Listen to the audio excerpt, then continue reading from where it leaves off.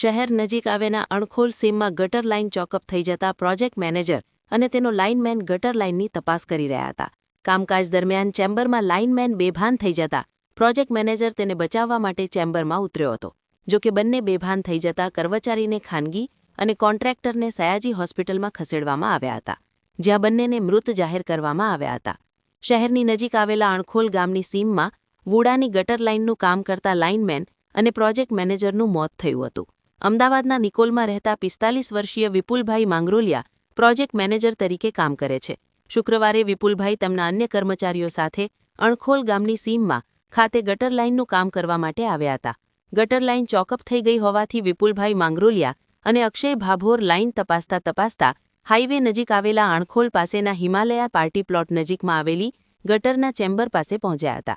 સફાઈ માટે પહેલા અક્ષય ભાભોર ગટરની ચેમ્બરમાં ઉતર્યો હતો, જે થોડા સમયમાં ગટરની ચેમ્બરમાં જ બેભાન થઈ જતા તેને બચાવવા માટે વિપુલભાઈ પણ ચેમ્બરમાં ઉતર્યા હતા.